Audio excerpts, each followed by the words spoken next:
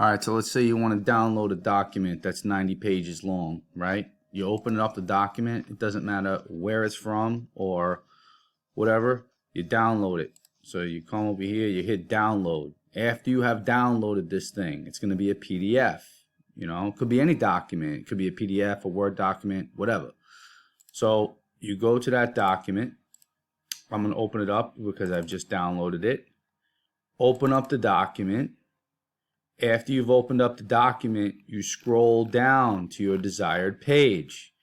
All right.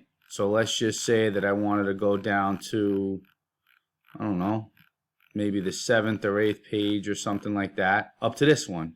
Now you're going to notice over here, the page numbers change. See how it goes from 6 to 7.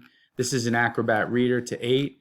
So let's say I'm on page 7 and I got good old Mehdi Agday. He's licensed in PowerPoint 2013. He's also licensed in Excel, but we don't got to worry about that.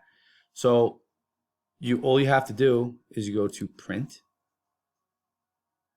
And then all you do is hit current page, and it'll already pre-slug 7 and hit print, and you have now avoided printing 90 copies or whatever. You just print the current page, hit print, and that's it.